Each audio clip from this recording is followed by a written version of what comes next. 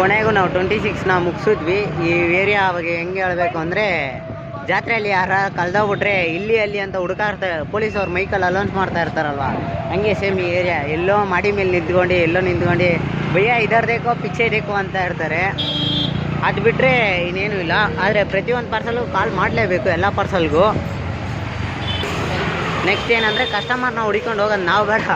ಒಂದು ಜಾಗದಿಂದ ಫೋನ್ ಮಾಡ್ಬಿಟ್ಟು ಎಲ್ಲಿದೆಯೋ ಅಂತ ಆ ಅಂಗಡಿ ಹೆಸರು ಏನಾದರೂ ಹೇಳಿದ್ರೆ ಅವರೊಂದು ಹೆಸರು ಹೇಳ್ತಾರೆ. ಅಲ್ಲಿ ಯಾರನ್ನ ಕೇಳ್ಕೊಂಡು ಹೋಗ್ಬಿಟ್ಟು ಅಲ್ಲಿ ನಿಂತ್ಕೊಂಡ್ರೆ ಸಾಕು, ಅವರೇ ನಮ್ಮನ್ನ ಹುಡುಕೋ ಬರ್ತಾರೆ ಕಸ್ಟಮರು. ಅವ್ರು ಬರೋದು ಒಂಚೂರು ಲೇಟ್ ಆಗ್ಬೋದು, ಅದು ಬಿಟ್ಟರೆ ಇನ್ನೇನಿಲ್ಲ ಈ ಏರಿಯಾದಲ್ಲಿ. ಒಟ್ನಲ್ಲಿ ಡೆಲಿವರಿ ಎಲ್ಲ ಚೆನ್ನಾಗೇ ಆಗಿದೆ. ನಿಮಗೆ ಸಿಂಪಲಾಗಿ ಹೇಳಬೇಕು ಅಂದರೆ, ನಿಮ್ಮ ಕತ್ನ ಮೇಲೆ ಎತ್ತಿರಬೇಕು, ಯಾವ ಸಂಜೆಯಿಂದ ಕರೀತಾರಂತ ಗೊತ್ತಾಗಲ್ಲ. ಒಟ್ಟಿನಲ್ಲಿ ಎಲ್ಲ ಬುರ್ಕ ಹಾಕೊಂಡು ಕವರ್ ಮಾಡ್ಕೊಂಡಿರ್ತಾರೆ. ಎಲ್ಲಿಂದನೋ ಕೈ ಮಾತ್ರ ಅಲ್ಲಾಡ್ತಾ ಇರುತ್ತೆ, ಇಲ್ಲಿ ಭಯ್ಯ ಅಲ್ಲಿ ಭಯ್ಯ ಅಂದ್ಕೊಂಡು. ಒಟ್ಟಿನಲ್ಲಿ ತಿರ್ಗಾಡ್ಬೇಕು ಒಂಚೂರು. 3 ರೋಡಲ್ಲಿ 50 ಪಾರ್ಸಲ್ ಇದೆ. ಒಂದೊಂದು ರೋಡಲ್ಲಿ ಎಷ್ಟೆಷ್ಟು ಇರ್ಬೋದು ಲೆಕ್ಕ ಹಾಕೊಳ್ಳಿ. ಆ 3 ರೋಡ್ ಫಿನಿಷ್ ಮಾಡೋಕ್ಕೆ ಟೈಮ್ ಇವಾಗ 2:15. ನಾವು 11 ಗಂಟೆಗೆ ಬಂದಿದ್ದು.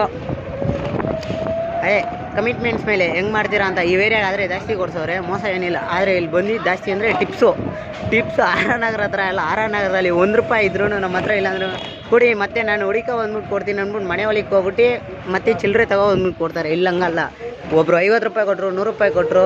ಇಲ್ಲಿ ಟಿಪ್ಸ್ ಚೆನ್ನಾಗಿ ಬರ್ತೈತೆ ಲೇಟ್ ಆದ್ರೂ.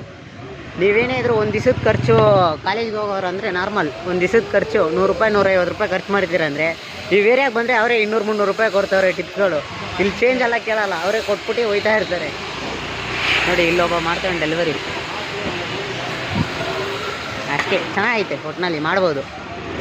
ಈ ಏರಿಯಾ ನೀವು ಒಂದು ಪಾರ್ಟ್ ಟೈಮ್ ಮಾಡ್ತೀನಿ ಅಂದರೆ ಆರ್ ಆರ್ ನಗರ ಅದು ಚೂಸ್ ಮಾಡ್ಕೋಬೋದು, 20,000 ಕೊಡ್ತಾರೆ. ನೀವೇನೋ ಫುಲ್ ಟೈಮ್ ಮಾಡ್ತೀನಿ ಅಂದರೆ ಈ ಏರಿಯಾ ಮಾಡ್ಕೋಬೋದು, ಒಂದು 40,000 50,000 ಮಾಡ್ಬೋದು ಆರಾಮಾಗಿ.